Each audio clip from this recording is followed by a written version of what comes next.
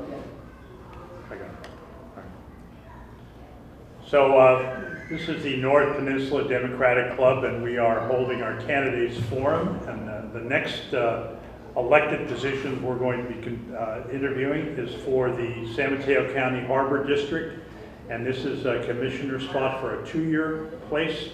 We have 2 candidates with us, Ed Larenas, that's the pronunciation, and Brian Rogers. The format is we'll have each of the candidates give an opening 1-minute statement. There'll then be 3 questions that were prepared by the executive board of the Democratic Club. Then there will be the opportunity for 2 questions from the audience. We have a small audience now, but I've got questions if they're not. You have a question ready. And then you'll have an opportunity to provide a rebuttal, which can be, and usually is an extension of your original remarks, should you choose. And then there will be a 1-minute closing statement. And by virtue of a draw that you weren't here to have, Ed will be starting with his 1-minute opening statement. So, Mr. Larenas, you're up. Thank you. Thank you for having me here. Appreciate it. My name is Edmundo Larenas, Ed Larenas. My love for the ocean started as a child, enjoying the California beaches with my family, sailing, scuba diving, and surfing. During my college years, I spent summers working on commercial fishing and doing yacht deliveries. This is how I learned the value of public open space and access and ocean protection. It is why, as chair of the Surfrider San Mateo chapter, we started a water quality testing lab. We have helped improve the water quality of San Mateo County beaches and streams for over 13 years. Under my leadership, our chapter has a long history of advocating for public access and environmental protection, most recently at Martin's Beach. I've been an invited speaker to Capitol Hill Oceans Week in Washington, D.C., talking about ocean protection, and have spoken before the California Coastal Commission and the State Senate. As a research scientist, I have conducted oceanographic studies in Northern California coastal waters, and working in biotech, I've led multinational teams developing biofuels. Thank you. All right, Mr. Rogers? Yeah, my name is Brian Rogers, and I chose to run because I've been attending the meetings for quite a while, and the dysfunction hasn't gotten any better. It is continued. The financial bleed due to legal expenses is not coming to an end anytime soon, but hopefully through a little more focus on what they're really there to do, which is run 2 marinas, they can get back on track and start doing that. I'm always amazed that I go to the meetings and they spend half of the meeting discussing whether sand volleyball is important to them. That makes no sense to me that they would spend a majority of their entire meeting discussing a point that just isn't that important. And yet they aren't focusing on the marinas and repairing them and maintaining them. That's my primary focus, is to get them back on track. So, thank you. All right, thank you for your opening statements. And now, in reverse order, Brian, you're going to get the first question, and you can respond to it, and then each of you will have a rebuttal period of time. There's no surprise, but the first question talks about the issues surrounding the Harbor District and the recommendations that opine on the value of the district and whether or not it should be subsumed by the San Mateo County. Yeah, they've been discussing that for many years, and the reality is that if they stay focused, they're a vital organization. If you compare how the marinas are run to how the county runs Coyote Point, there's a big difference. It took Coyote Point 1.5 years to replace a pump to get the fuel dock back open. The coast side couldn't afford 1.5 years without a fuel dock. That would just devastate the fishing industry.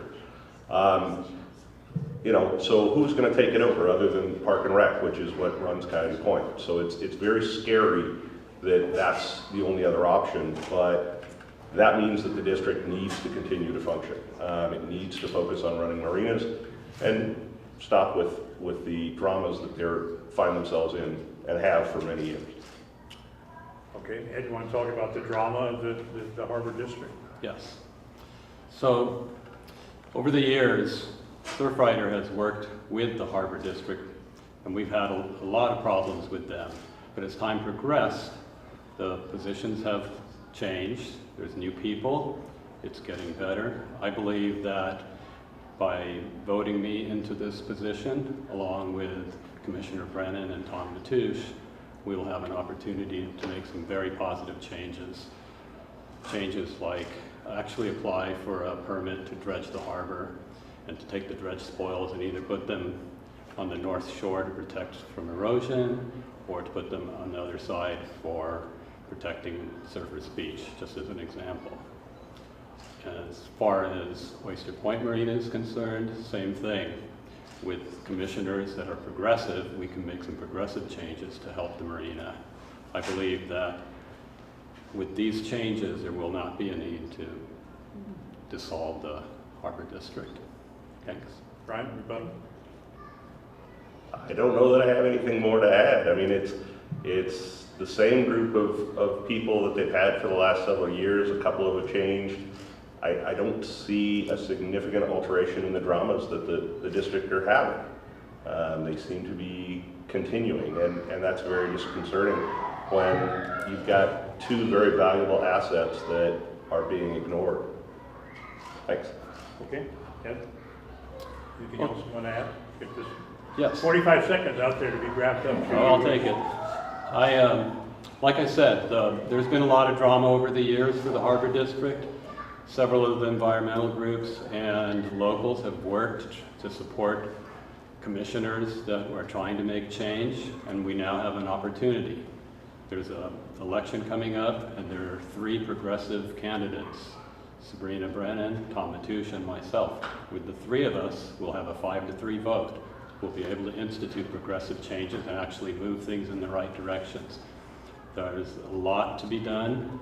In my experience traveling the world on a sailboat, I saw marinas that are best in the world, and I think Pillar Point Harbor and Oyster Point can reach those goals with the right commissioners. Great. Sailing the world on a sailboat. Sounds pretty good. All right, second question of 3 is, and you both alluded to this a little bit, what do you consider the top 2 most important issues facing the Harbor District, and what are your proposals to address them? And so Ed, you come right back again. Okay, I think the top 2 are improve the water quality and the environmental quality of the harbor. The other is at Pillar Point Harbor to deal with the silting problems in the harbor in a constructive way, such that we can use the dredge spoils, actually apply for a permit to do so. Brian? Yeah, I think the number 1 issue is maintenance. They ignored the maintenance for a very long time, and at this point they have a dozen fingers at Pillar Point that they've deemed to be unsafe, yet they continue to use them, and continue to allow the public access to them, even though they themselves have said these are unsafe piers. The project is a $500,000 project, and instead of spending it on that, they've spent it on legal fees and settlements, which is just unacceptable. It is unreasonable to expect the county to continue to fund legal services over actual marina maintenance. Rebuttal? Ed? Well, I agree there are a lot of back issues that have been going on, and my belief is that the reason this has happened is because there's been a dysfunctional commission. With a functional commission, those problems can be addressed, and I believe that with the 3 of us, we can actually do that. Okay. Brian? Yeah, I hope that whoever gets elected, that the focus will go back onto the marinas instead of the dramas. I mean, the one commissioner who gets named repeatedly in the lawsuits is not changing the behavior. No matter how much it's pointed out to them, it just doesn't change. And without somebody there to control her, I don't see how things are going to get better. So, the third question, Brian, you'll get the first crack at this, is what distinguishes you from your opponent, and I think we already have hit upon that, and that is the governance issue. So can you tell us what distinguishes you from Ed, and Ed then what distinguishes you from Brian? So I think the main thing is I'm not part of a team that's focused on one side of the problem. They have two marinas. I think both of them need a lot of attention. I don't know that having partners on the board is necessarily the best plan for any board. I think the board need to have 5 independent thinkers who bring to the table something that's a little different for each one. I think the county needs that, and to focus the board by having a team-oriented attitude is concerning. okay, Ed? I would say that the largest distinguishing factors are my background, both in studying ocean sciences, working as fisherman, traveling as a sailor, but also in my job. I work with multinational, multidisciplinary teams, and had to get people together to get things done. That's one of my primary skills. The fact that we have potentially three commissioners to vote in that are progressive does not mean that we all think alike, but it does mean that we all want to do something for the harbor. I believe that the dysfunctionality of the Harbor District has been because we've had a series of commissioners that were all lone rangers. I believe that my skill as a scientist and as a community organizer will come in handy to make something happen. And I think we have rebuttal, if you wish. Yeah, I mean, I think I definitely come in as an outsider from the group on the coast, but I don't think that's necessarily a bad thing for the county.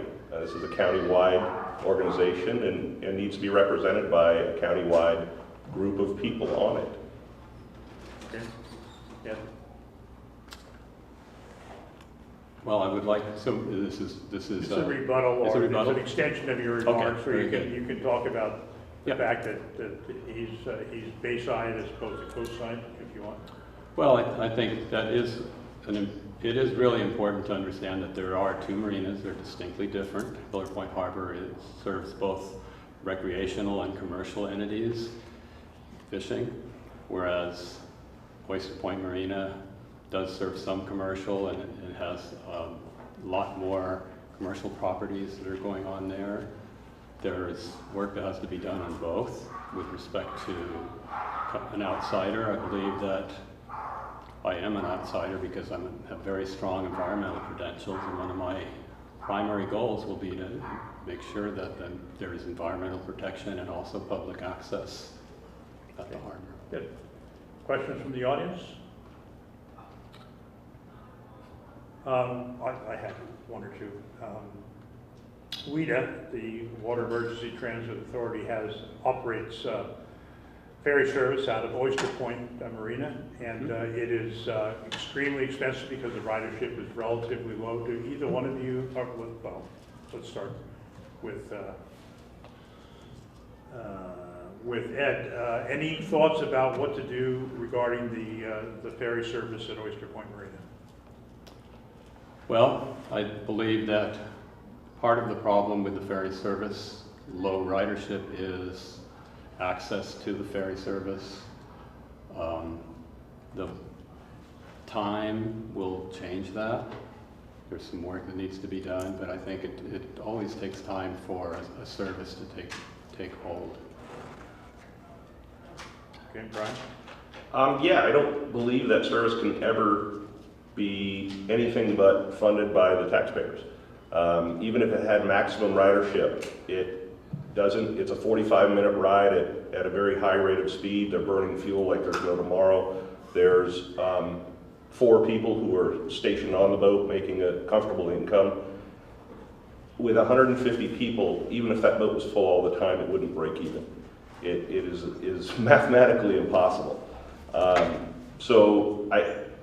As long as Genentech was funding it, I thought it was great.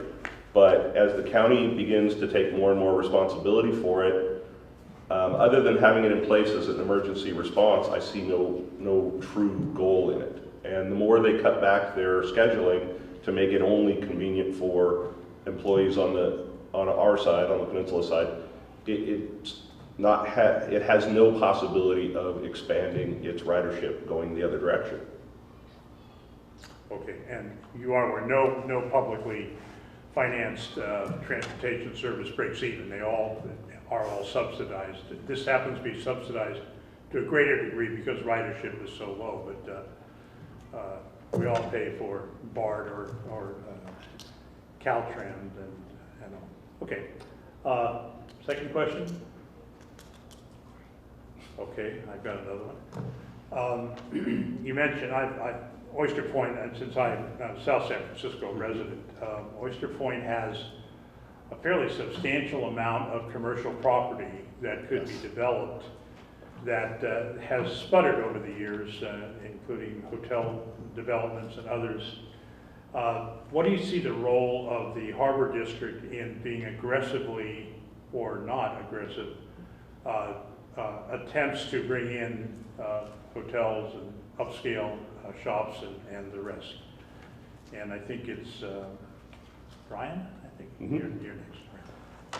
Yeah, they've currently now got a new developer who's going to come in and wow us all with their new buildings that they're going to put up.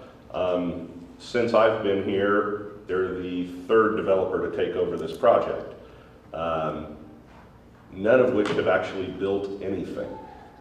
We started with King Ventures, we switched over to Shorenstein, and now we have whatever this new group is called. It is a potential for some really nice development. I mean, they have an opportunity, and nobody's really worked with that. I know the senior Shorenstein had a big plan. He had it all laid out, and then when he passed, the sons didn't have buy-in, and so they didn't continue it, and they offloaded the property as soon as they could. I know the city has definitely taken an active role in finding a developer. The Harbor District has not. They're, in fact, at a meeting the other night where we're free to just run the marina because somebody else is taking care of the development. I don't know if that's good or bad, but I mean, they ought to at least attend the meetings and put in some input on it, but I don't know that they're going to influence this project in a big way. Okay. Ed? Okay. So there is a large project potentially coming to Oyster Point. I think key for it to be successful, it has to protect environmental quality.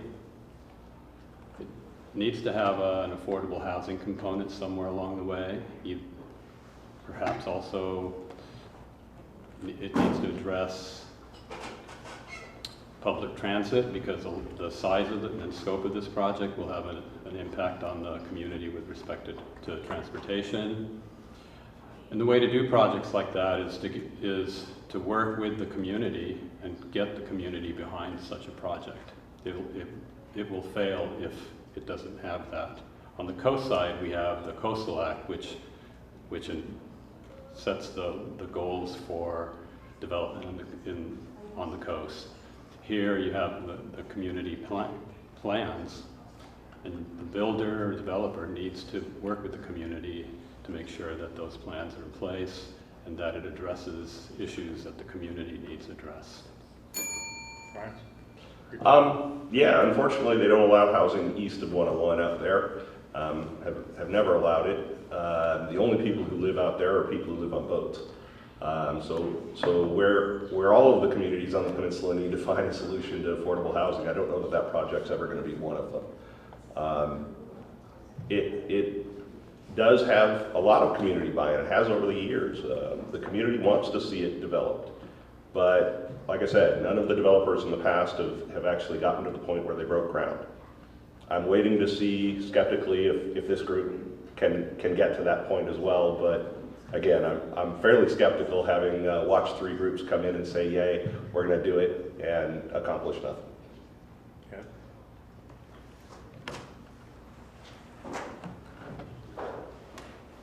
Well, once again, I believe that in order for a project like that to happen, the developer has to bring in the community.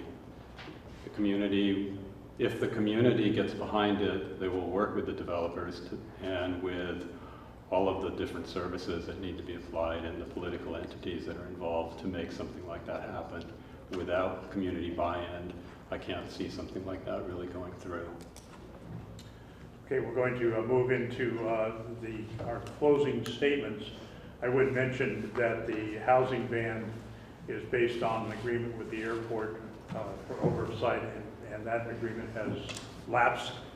So there is at least, if people are interested, there is a possibility, should a new agreement not be entered into, that housing could take place right under the flight path of runway 1 right, but that's another story. Yeah. With that, this is your chance now to, I'm sorry? Hi, may I ask a question, please? Yes. So for both candidates, just listening about building in Oyster Point, I'm just curious as to your thoughts regarding the fact of the build out on that property, the dump and the leaching into the water, and then also how that the king tides, when the parking lot at Oyster Point gets flooded, how, both of you as candidates, how would you remedy that? I know it's not a very clear question. No, it's all right. It's, you know. Clearer than mine was. Ed, any thought about the leaching issues at Oyster Point? It is, of course, this was a landfill site, and the climate change is going to result in bay rise, water rise. Most of the development, I think, is not quite as far out as on the end of the area as it is as you enter in. But do you have any thoughts about the question that has been posed? Yes, San Mateo County has, I believe, a very good actually one of the counties that's done a fairly good job of developing a plan looking forward to what they should do with respect to global warming and rising tides. It's a very, very difficult problem to solve. I believe that with the marina at Oyster Point and the potential development that's going to happen there, those issues will have to be resolved. Right. Yeah, actually, because I'm over there quite a bit, the king tides have gotten worse over the years. You know, there's no denying that sea level is rising. So that's an issue that the Harbor District does have an impact on because it affects their tenants.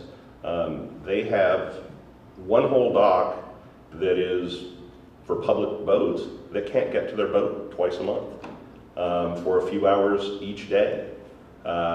It's been brought up and discussed, but no actual action plan has been proposed by anyone. That's concerning. I mean, there's a commercial dock there as well that is rented out that can't get to their dock.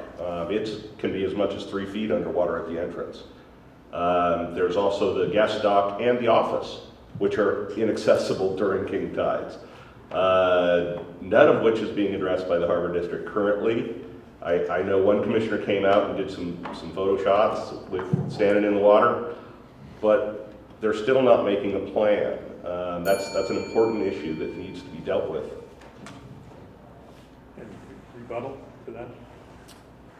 Yeah, I don't really have a rebuttal. Okay, and rebuttal to what you just said?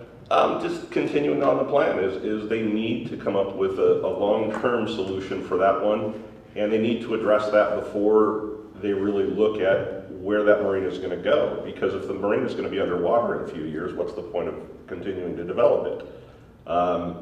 I think that their problem was made worse by the landfill because the ground is literally sinking and the tide is rising. So between the two situations, it's getting much worse, much quicker than anyone else expected.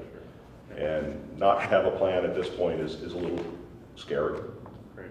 All right, with that, we will move to our closing statements, 1 minute each. And I think, Brian, did you start? No. Ed, you started. So Brian, you get to start the closing. You'll be the first on the closing statement.